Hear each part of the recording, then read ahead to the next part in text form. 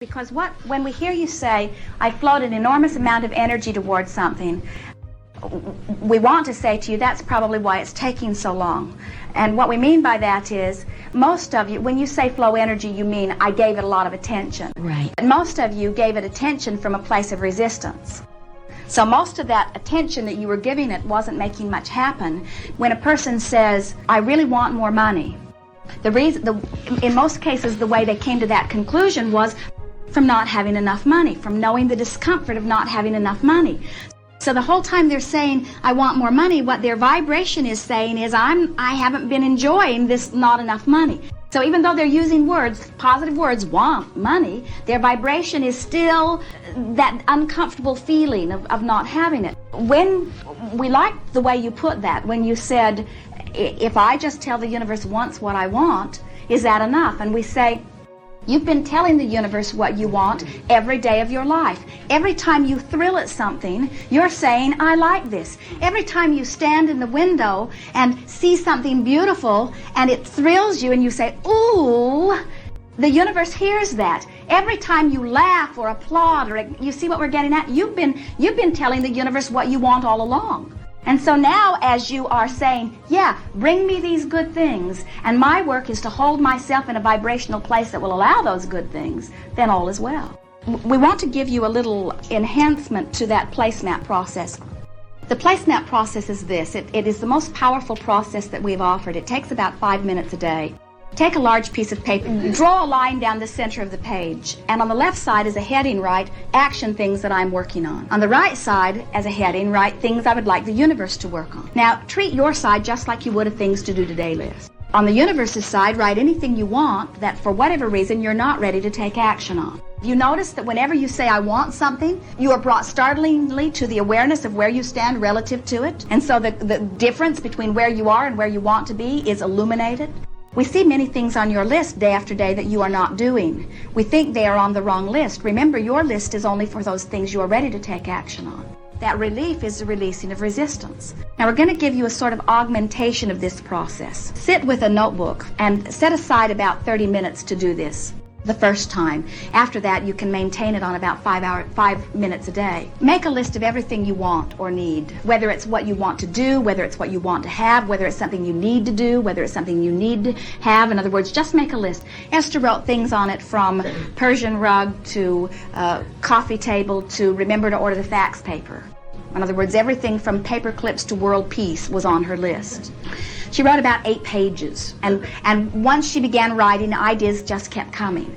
And the more she wrote, the more it came, but the more it came, the more her level of resistance was coming. In other words, all that stuff to do, all that stuff left undone. In other words, she could just feel it became a heavier and heavier process. And finally, after about 30 minutes, she bogged down, and we said, that is enough.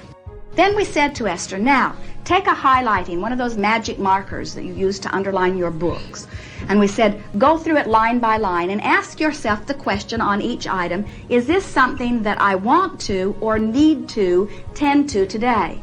Well, there were things that she had no choice about. It was the 15th. She had to make the withholding payment to the bank for the employee taxes and so on.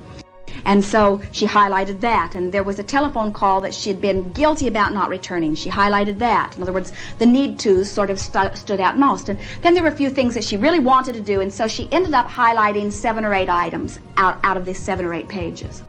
Then we said to Esther, now, these highlighted items, make a statement. I will do my best to achieve these today. And then look at all other items in sort of one fell swoop and say, universe, work on these for me, will you please?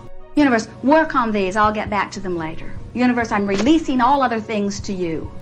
Now, Esther felt relief in doing that. In other words, and what had actually taken place was she had, in that process, fulfilled the prerequisites for deliberate creating. You've heard us say, want it and allow it, and it is. Well, now in more blunt physical terms, we're saying want it and don't resist it, and it is. So she wanted it, she identified it, and then she released her resistance about it by saying, I will do this, this, and this. Universe, take care of the other things. Now, what she began to notice was that while she was busy doing her 7 or 8 items in between telephone consultations and all of the normal things that weren't on the list, like brush her teeth and eat lunch, the universe was tending to other things without her even knowing it. Several months earlier, they had gone to a kitchen design center to have a kitchen designed, and the woman on the job quit 3 days later, and so no kitchen was ever designed, but they still had their $500 deposit. And so Esther had called and asked them to return it months ago, and it had not come, and every time they would drive past the place, Esther would say, oh, that's right, I need to call them, they owe us $500. And that was one of the items that was on her list that she had released to the universe, and that check came 3 days later. In other words, people that she'd intended to called the office, and it got resolved. In other words, Esther starts getting messages. And what Esther began to notice was, with her darker marker, which was the marker she uses that means this is complete, the universe was dealing with things faster than she was.